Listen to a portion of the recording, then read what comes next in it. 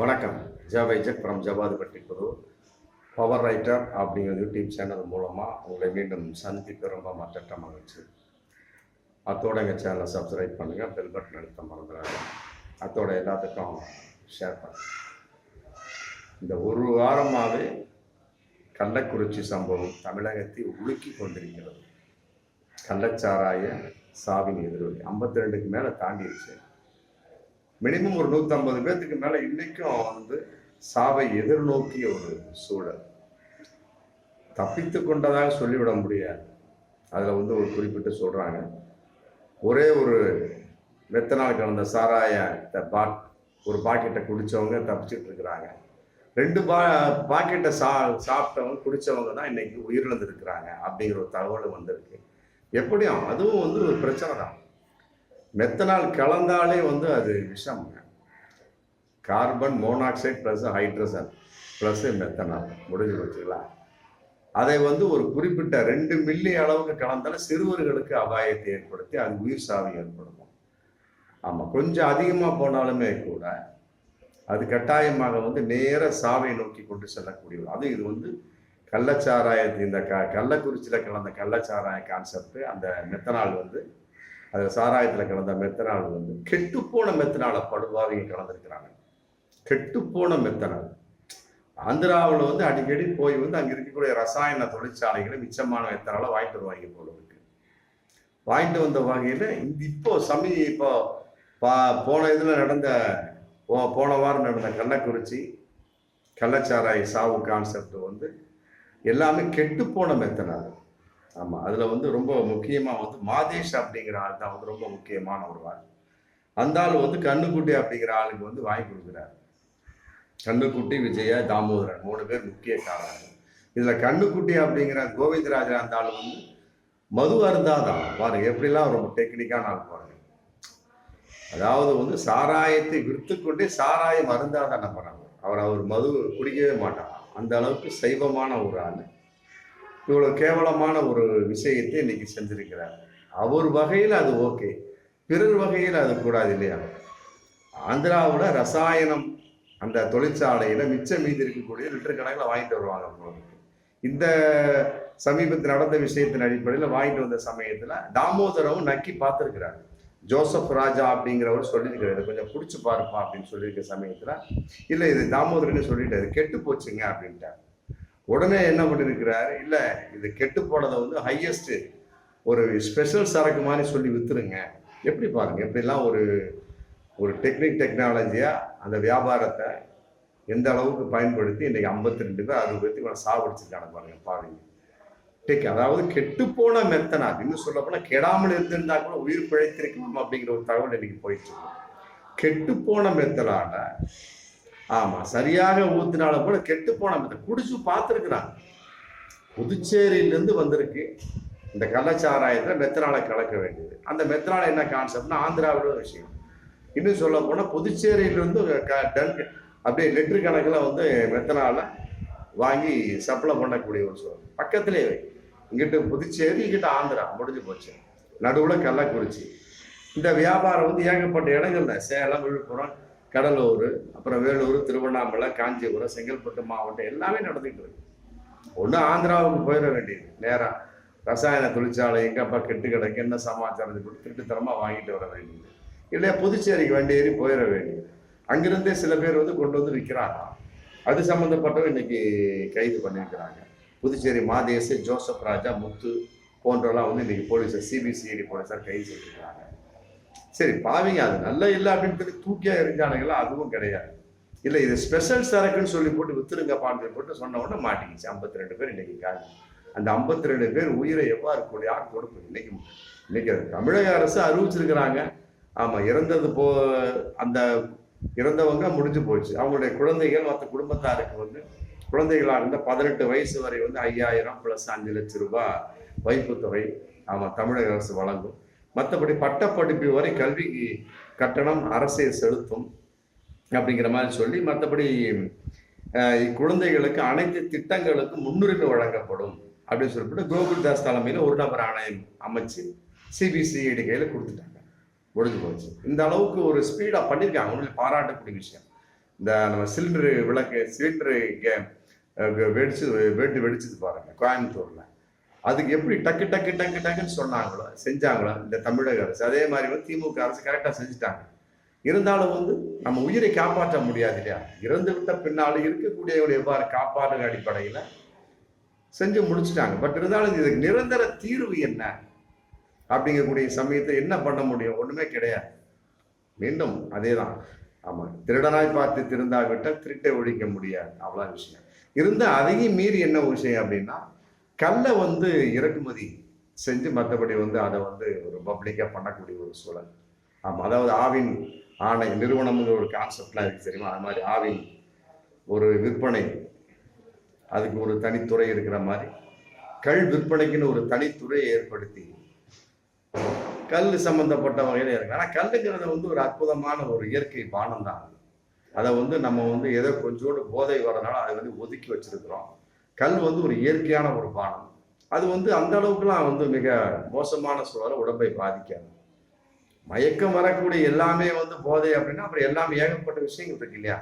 அதனால வந்து கல் இறக்குமதி செஞ்சு அது விற்பனைக்கு வந்து கொண்டு வரலாம் அப்படிங்கிற ஒரு விஷயம் வந்து ஒரு நல்லதா படக்கூடிய ஒரு சூழலாக தான் தெரியுது. அதையெல்லாம் விட இன்னொரு விஷயமாக பார்க்கக்கூடிய ஒரு சூழல் வந்து மது விலக்கு அப்படிங்கிற ஒரு விஷயத்தை நம்ம எடுத்துருவோமே. சரிப்பா, கல்லையும் விற்க முடியலப்பா, அதுவும் போதையா போச்சுப்பா, ரைட்டு. இப்போ மது சுத்தமாகவே வந்து மது விலக்கு அப்படி கொண்டு வந்தா தமிழ்நாடு அளவுக்கு மட்டும் எப்படி நீங்க கொண்டு வருவீங்க? டாஸ்மார்க்கை திறந்துமே இப்ப நம்மளால என்ன பண்ணா புதுச்சேரிக்கு ஆந்திராவுக்கும் போய் வெத்தனால வாங்கிட்டு வந்து கலாச்சாரம் வச்சுட்டு உட்காந்துருக்கிறான். டாஸ்மார்க்கை திறந்துமே சுத்தமாவே மூடணும் அப்படின்னா கட்டாயமா எப்படி இருக்கும்? பக்கத்துல தமிழக அளவுக்கு மது விலக்கு அமல் செய்யப்பட்டது. இப்ப நாளைக்கே போட்டாங்க, திமுக அரசு போட்டாங்க, ரைட்டு. பக்கத்துல ஆந்திரா இருக்கு, இந்த பக்கம் கர்நாடகா இருக்கு, கேரளா இருக்கு, இந்த பக்கம் புதுச்சேரி இருக்கு. முடிஞ்சு போச்சு, எல்லாரும் அங்க பரப்பிட்டுருவாங்க. அவ்வளவுதான், எல்லாரும் அங்க பரப்பிட்டுருவாங்க. கை நடுக்கம் உள்ளவர்கள், தூக்கமின்மை, மற்றபடி உடல் உபாதை உள்ளவர்கள், இன்னும் சில மருத்துவ கோளாறுகள் இதுக்கு வந்து விஷயம் இருக்கு. அதாவது டாஸ்மாக் சம்பந்தப்பட்ட ஆல்கஹால் சம்பந்தப்பட்டது ஒரு வகையான ஒரு மருத்துவம், சரியான ஒரு மருத்துவம் தான். ஆனா அதிகமாக பயன்படுத்தக்கூடிய சமயத்தில் அது உடல்நிலையை பாதிக்கிறது, மெத்தனாலை போன்று. அவ்வளவுதான். என்ன ஆகுது? உடலுக்கு நல்ல ஒரு ஆரோக்கியமான ஒரு விஷயத்துல கொஞ்சம் கொஞ்சமா பல மருத்துவத்துல பாத்தீங்கன்னா நம்ம ஆல்கஹால் கலந்துருப்பாங்க. ஆங்கில மருத்துவ டாக்டர் எழுதி கொடுப்பாங்க அளவான ஆல்கஹால், அது எந்த ஒரு விஷயத்தையும் பண்ணாது. ஆனா ஆல்கஹால் தான். ஆனா அதிகப்படியாக கலக்கக்கூடிய சமயத்தை என்ன ஆகும்? அது அடிமைத்தனம், மற்ற சோர்ஸோ தூக்கமின்மைக்கு நல்லபடியான ஒரு மருந்தாக இருந்தாலும் அடிமைங்கிற கான்செப்ட் வரக்கூடிய சமயத்துல நம்மளால என்ன பண்ணுவாரு? இங்க மது விலக்கம் ஏற்படுத்திட்டு விட்டவங்களாம் தமிழகத்து அளவுக்கு எல்லாம் ஆந்திரா, கர்நாடகா, கேரளா, புதுச்சேரி பிறப்பிடுவாங்க. இப்போ என்ன ஒன்றும் பண்ண முடியாது, எல்லாம் திருட்டுத்தனமான சரக்கு உள்ள வரும். அப்ப என்ன ஆகணும்? இந்திய அளவுக்கு மது விலக்கு கொண்டு வரணும். இதுதான் வந்து ஒரு நடைமுறைக்கு ஒத்து வரக்கூடிய ஒரு சாத்தியம். அதுக்கு வந்து தேசிய மத்திய அரசு எந்த அளவுக்கு செயல்படுத்த முடியும் அப்படிங்கிறத பார்க்கணும். அதாவது ஒரு குறிப்பிட்ட ஒரு மாநிலத்து அளவுக்குமே வந்து நீங்க மது விலக்கை கொண்டு வந்தீங்கன்னா அது கட்டாயமாக ஃபெயிலியர் தான். அது நடைமுறைக்கு சாத்தியமாகாது, அது தோல்வியை தான் தரும். திருட்டுத்தனமான இது மாதிரி கள்ளச்சாராயம், அப்புறம் கள்ள மது, மற்றபடி வந்து கள்ள வியாபாரிகள் அதிகமாகிடுவாங்க. இந்திய அளவுக்கு கொண்டு வந்தோம் அப்படின்னம்னா வெளிநாட்டுக்காரன் உள்ள வரக்கூடிய சமயத்தையப்பா இந்தியாவுக்கு போறியா, மது உள்ள அங்கே கிடைக்காதுப்பா அப்படின்னு அவன் ஒருத்தர் என்ன பண்ணுவான்? சுற்றுலா வரக்கூடியவன்னா கூட இந்தியாவுக்குள்ள வரவே மாட்டான். அப்படி இருக்கு. தமிழக அளவுக்கு பண்ணக்கூடிய சமயத்துல வேற்று மாநிலத்து தமிழகத்துக்கு வரமாட்டான். ஆமா, திருட்டுத்தனமா விஷயம் நடக்கும். இந்திய அளவுக்கு மது விலக்கு பண்ணக்கூடிய சமயத்துல உலகத்துல உள்ள நிறைய பேர் வந்து இந்தியாவுக்கே வரமாட்டான். வெளிநாட்டுக்காரங்களாம் மெயின் மது தானே. அதாவது வந்து அமெரிக்கா, மற்ற சோர்ஸ் அதை அறிக்கிட்டே போகலாம். எல்லாமே வந்து கையில மது, பெண்களாக இருந்தால் ஆண்கள் குடும்பமே குடிக்கக்கூடிய ஒரு சூழலாக தான். காரணம் அங்க இருக்கக்கூடிய தட்ப வெப்பநிலை. அதுக்கு வந்து கல்லை வந்து நம்ம இருக்கலாம். நம்முடைய இந்திய தட்ப வெப்பநிலை, குறிப்பாக தமிழக தட்ப வெப்பநிலைக்கு கட்டாயமாக வந்து கள் வந்து அற்புதமான ஒரு தீர்வா நம்ம கொண்டு வர முடியும். இதை வந்து தமிழக அரசு யோசிக்கணும். அதே நேரத்தில் மது விலக்கு சம்பந்தப்பட்டவங்க யோசிக்கக்கூடிய சமயத்தை இந்திய அளவுக்கு கொண்டு வர முடியுமா அப்படிங்கிறதையும் பாருங்க. ஆமா, இல்லைன்னா வந்து இது கட்டாயமா வந்து இது பொழுதுனைக்கு வந்துகிட்டு தான் இருக்கும். என்னதான் நீங்க கொடுத்தாலும் சரி. பாருங்க, இந்த சிவகாசியில பட்டாசு ஆலை பாருங்க. ஆமா, எவ்வளவோ கண்ட்ரோல் பண்ணி கரெக்டா போயிட்டு தான் இருக்காங்க. திடீர்னு ஒரு டுமீர் வெடிக்குது. மாசத்துக்கு ஒண்ணு இல்லை 6 மாசத்துக்கு 2 3 வெடிச்ச 10 பேர் 20 பேர் 30 பேர் செத்து தான். இந்த மாதிரி கள்ளச்சாராய ஒரு சாவு மாதிரி தான் அந்த சிவகாசி பட்டாசு வாயிலையும் ஏற்படுது. அதே மாதிரி மீனவர் குடும்பம் இங்கிருந்து போகக்கூடிய சமயத்துல இலங்கைக்கு அங்கே போய் பிடிச்சாங்க, இந்த பக்கம் போய் பிடிச்சாங்க கூட அவங்க ஒரு அரசு பண்ணி வச்சு அது ஒரு பிரச்சனையா இருந்துச்சு. இந்த மாதிரி பிரச்சனைகள்லாம் வந்து இந்த திராவிட மாடல் அரசு வந்து ஒரு மிகப்பெரிய நல்ல ஒரு தீர்வை கொடுத்தா ரொம்ப நல்லா இருக்கும். ஆமா, இதையெல்லாம் விட என்ன பண்ண முடியும்? எவ்வளவு கத்துனாலும் சரி, மீண்டும் சொல்லக்கூடிய ஒரு விஷயம், திருடனாய் பார்த்து திருந்தா விட்ட திருத்த விட்ட, இல்லாட்டி என்ன பண்ண முடியும்? ஆத்திரத்துல சூட் பண்ணிட வேண்டியதான். அதான் வேற வழி கிடையாது. அதிமுக புழைந்து சொன்ன மாதிரி சுட்டு தள்ளுங்க. ஏன்னா முதலமைச்சருக்கு அதிகாரம் உண்டு, உள்துறை செயலாளருக்கு அதிகாரம் உண்டு. ஆமா, யார் யாருக்கு என்ன செய்யலாம் வந்து கோர்ட்டுக்கெல்லாம் போனால் வேலைக்கு ஆகாது. கோர்ட்டுக்கு போய் இழுத்துட்டு கிடப்பாங்க. அப்புறம் கடைசியில் அப்புறம் அந்த போலீஸினுடைய ஸ்டெப்பு மாறக்கூடிய சமயத்தில் ஆளாளுக்கு ஒரு அமௌண்ட்டை வாங்கிட்டு அப்படி விட்டுருவாங்க. முடிஞ்சு போச்சு. என்னப்பா போயிட்டே முடிஞ்சு போச்சு ஒரு அமௌண்ட்டு, அவ்வளோ சார் இந்த மாதிரி 400 அமௌண்ட் முடிஞ்சு போச்சு, அவ்வளோதான். கலாச்சாரங்கிற கான்செப்ட். அப்புறம் ஒரு நபர் ஆணையை அமைச்சு என்ன பிரயோஜனம் இருக்குது? அவங்க அறிக்கை தாக்கல் பண்ணி என்ன இருக்குது? ஒன்றுமே கிடையாது. எந்த ஒரு பிரச்சனையுமே ஒரு சால்வுக்கு வர முடியாத ஒரு சூழல். அப்படி இருக்கக்கூடிய சமயத்தில் இதுக்கு என்ன தீர்வு? இதான் கல்லை வந்து ஆமாம் ஒரு நடைமுறைக்கு கல் இறக்கி நடைமுறைக்கு கொண்டு வாங்க. இதை வந்து கல் விற்பனை தனித்துறையை ஸ்டார்ட் பண்ணி கல் கடை முதல்ல இருந்து பார்த்தீங்கன்னா அது மாதிரி கொண்டு வாங்க. இல்லை இந்திய அளவுக்கு ஆமாம் மது விளக்கை கொண்டு வந்தால் தான் முடியும். அப்படி கொண்டு வருகிற சமயத்தில் வெளிநாட்டில் வரக்கூடிய நிலைமை என்ன? அவன் அங்கிருந்து பாட்டிலாக கொண்டு வந்து இங்கே அடிக்கணும்னு பார்ப்பான். இல்லை இங்கே இந்தியாவில் கிடைக்கணும்னு வருவான். அப்படி இருக்கக்கூடிய சமயம் சுற்றுலா பயணிகள் வந்து இந்தியாவுக்கு குறிப்பாக வெளிநாட்டிலேருந்து வரக்கூடியவங்க வந்து ரொம்ப டிமாண்டாக தான் வருவாங்க. ஆமாம், அதில் அதுக்கு ஒரு லைசன்ஸ் போட்டு உட்காந்துருக்க சமயத்தில் இங்கே திருட்டுத்தனமாக அது ஒரு டைப்பாக போயிட்டு இருக்கோம். அதனால் வந்து மதுவிலக்கு வந்து கட்டாயமாக கொண்டு வர முடியாது அப்படிங்கிறது தெரியுது. அதுக்கு மாற்றா வந்து கல்லை வந்து விற்பனைக்கு விடலாம். ஆமாம், இதை வந்து தமிழக அரசு திராவிட மாடல் அரசு இப்போ இருக்கிறீங்க, ஆட்சியில் இருக்கிறீங்க, இது இருக்கிற சமயத்திலே அது கொண்டு வந்தீங்க, அது கூட ஒரு மிகப்பெரிய ஒரு விஷயத்துக்கு மாறுதலுக்கு ஏற்படுத்தலாம். ஆமாம், அதையும் கூட திமுக மேல சாணியை பூசக்கூடிய ஒரு சூழலா சில பேர் வந்து கல்லு கொண்டு வந்தான் திமுக காரன் அப்படின்னு சட்டம் போறவங்க இருக்கிறான். கள்ளச்சாராயத்தையும் தடை பண்ண முடியல, இந்திய அளவுக்கு மதுவிலக்கை கொண்டு வர முடியல. அப்ப என்னதான் முடிவு? ஒண்ணும் பண்ண முடியாது. ஆமா, கள்ளச்சாராயம் தமிழக அளவுக்குலாம் மதுவிலக்கை கொண்டு வர முடியாது. ஆமா, இன்னும் திருட்டுத்தனமான ஏகப்பட்ட விஷயம் நடக்கத்தான் செய்யும். ஆனால் தமிழக அளவுக்கு மதுவிலக்கு கொண்டு வர முடியாது. இந்திய அளவுக்கு பார்த்தாலுமே மதுவிலக்கு கொண்டு வர முடியாது. உலக அளவுக்கு இருக்கக்கூடிய எப்படி உள்ள வருவான்? அப்ப எல்லா மாநிலம் ஒன்று சேரக்கூடிய ஒவ்வொரு மாநிலம் ஒரு கருத்தை சொல்லுவாங்க.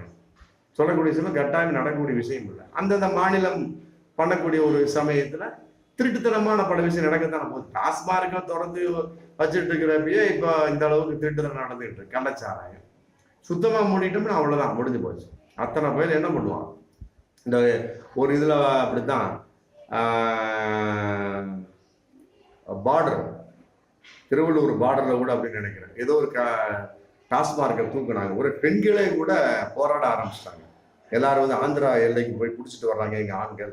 ஒரு குறிப்பிட்ட ரோடு இருக்கு, அந்த ரோடை தாண்டி போகக்கூடிய சமயத்தில் ஆண்கள்லாம் வந்து பலியாகிறாங்க. ஏன்னா தண்ணி போட்டு வருவான், ஆடிக்கிட்டே அப்படியே வருவான்.